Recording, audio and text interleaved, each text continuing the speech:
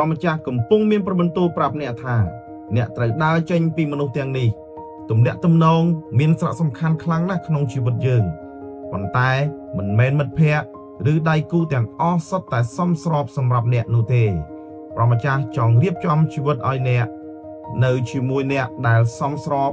និងជោគវាសនាដែលទ្រង់បានរៀបចំសម្រាប់អ្នកដោយដែលទ្រង់បានធ្វើសម្រាប់លោកអាដាមកាលពីដើមកំហុសនិងទំនាក់ទំនងគឺជាមិនរួចប៉ុន្តែប្រមចាស់ជាអ្នកគ្រប់គ្រងក្នុងការប្រែចិត្តដឹកនាំជំហានរបស់អ្នកទ្រង់កំពុងហៅអ្នកឲ្យបំបែកខ្លួនចេញពីអ្នកដែលបង្កឲ្យមានការឆ្លោះប្រកែកកំហឹងឬការខ្វះការរីកចម្រើនខាងវិញ្ញាណទំនាក់ទំនងបែបនេះកាន់តែបង្កគ្រោះថ្នាក់ដល់អ្នកថែមទៀតប្រមចាស់ចង់ឲ្យអ្នកដើរចេញពីមនុស្សដែលបដិសេធមិនទទួលខុសត្រូវមិនគោរពតម្រូវការរបស់អ្នកជាឥទ្ធិពលអវិជ្ជមានឬអ្នកដែលមិនស្មោះត្រង់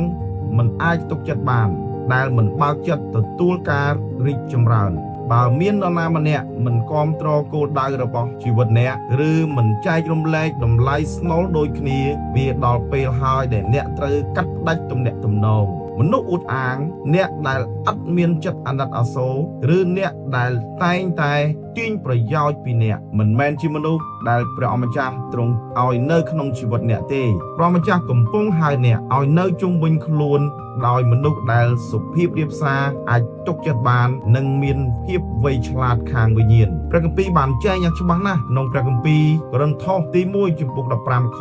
33កុំឲ្យច្រឡំឡើយពីព្រោះពួកម៉ាកអាក្រក់តែងនឹងបង្ខូចកិរិយាល្អព្រះម្ចាស់ចង់ឲ្យអ្នកដើរជាមួយអ្នកប្រាជ្ញនិងអ្នកដែលសមស្របតាមប្រហារតីដែលទ្រង់មានសម្រាប់ជីវិតអ្នកបើអ្នកខ្វះសន្តិភាពក្នុងទំនាក់ទំនងណាមួយនេះជាសញ្ញាថាព្រះម្ចាស់មិនចង់ឲ្យអ្នកនៅទីនោះទេថ្ងៃនេះសូមប្រកាសនិងបដិញ្ញាថា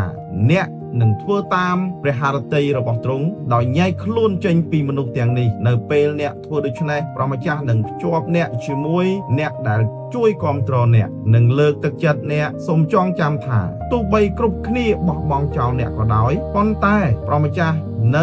នៅជាមួយនឹងអ្នកជានិច្ចដឹកនាំអ្នកឆ្ពោះទៅកាន់ជោគវាសនារបស់អ្នកសូមស្ដាប់បង្គាប់តាមការណែនាំរបស់ទ្រង់អ្នកនឹងមិនត្រឹមតែរកឃើញសន្តិភាពប៉ុណ្ណោះទេ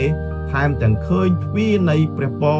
បើកចំហសម្រាប់អ្នកផងដែរសូមព្រះម្ចាស់យេស៊ូវគ្រីស្ទប្រទានពរដល់អ្នកក្នុងការសម្រេចចិត្តនេះ